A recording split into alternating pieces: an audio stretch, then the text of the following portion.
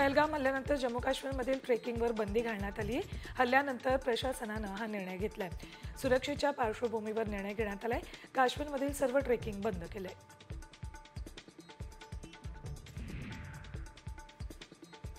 भारतीय सेनेच्या त्रिशक्ती कॉर्प्सनं सिक्कीमच्या पर्वतांमध्ये लाईव्ह फायर सराव आयोजित केला होता।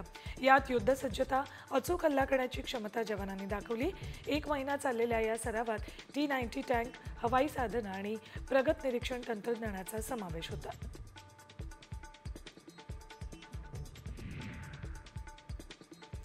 राफेल भारताच्या ताफ्यात दाखल होणार आहे। भारत आणि फ्रान्सनं 26 राफेल सागरी विमानांसाठी करार केलाय।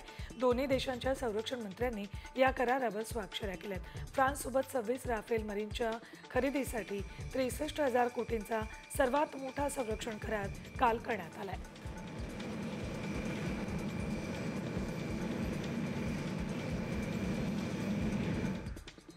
पहलगाम हल्ल्याला आठवडा पूर्ण झालाय। सीमेवर युद्धजन्य परिस्थिती आहे। त्याचवेळी संरक्षण मंत्री राजनाथ सिंगांनी पंतप्रधान मोदींची भेट घेतली।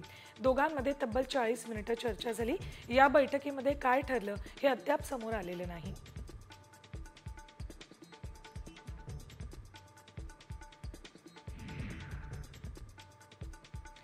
पहलगाम हल्ल्याचा आणखी एक व्हिडिओ समोर आलेला आहे।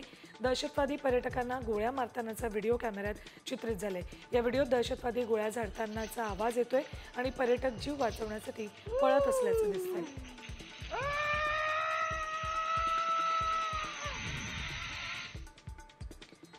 पाकिस्तानच्या वझीरिस्तानात बॉम्बस्फोट झालाय। यात 7 जणांचा मृत्यू झाला तर 17 जण जखमी झालेत।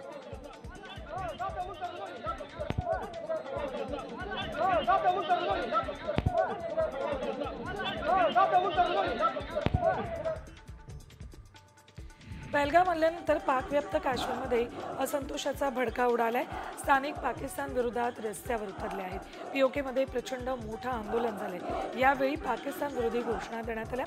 पाकिस्तान सरकार विरोधातला रोष पाहता पाकव्याप्त काश्मीरमध्ये गृहयुद्धासारखी परिस्थिती दिसते।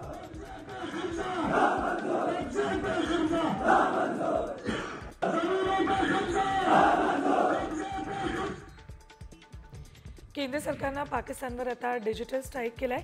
पाकिस्तानच्या प्रोपगंडा आता भारतात चालणार नाहीये। शोएब अख्तरसह 16 पाकिस्तानी यूट्यूब चॅनलवर बंदी घालण्यात आली।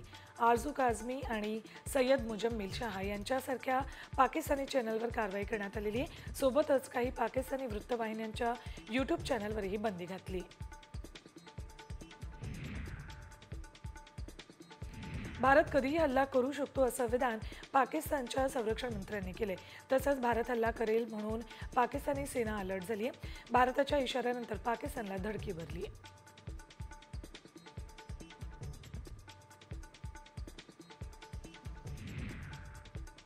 जम्मू आणि काश्मीरचे मुख्यमंत्री उमर अब्दुल्ला यांनी सोमवारी राज्य विधानसभेच्या विशेष अधिवेशनामध्ये पहलगाम येथील भ्याड दहशतवादी हल्ल्याचा तीव्र शब्दात निषेध केला। 26 जणांचा बळी घेणाऱ्या दहशतवादी हल्ल्यानंतर कोणत्या तोंडानं जम्मू आणि काश्मीरसाठी राज्याचा दर्जा मागू असं उमर अब्दुल्ला यांनी म्हटलंय।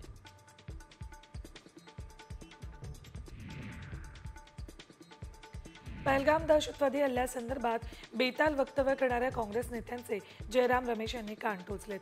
पक्षाच्या भूमिकेपेक्षा वेगळी मतं मांडू नये असं रमेश यांनी सुनावलंय। तसंच नेत्यांची वक्तव्य ही त्यांची वैयक्तिक मतं असल्याचंही त्यांनी स्पष्ट केले। वडेट्टीवारांनी हल्ल्यासंदर्भात वादग्रस्त वक्तव्य केल्यानंतर जोरदार टीका होतीये।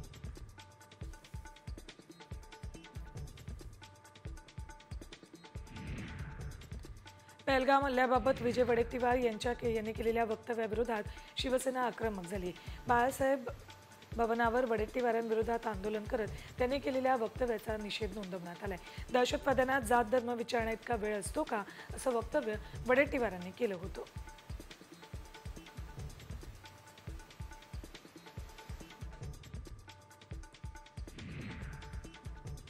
काँग्रेस आणि महाविकास आघाडीच्या नेत्यांचं डोकं ठिकाणावर आहे की नाही असा जोरदार हल्लाबोल चित्रा वाघ यांनी केलाय।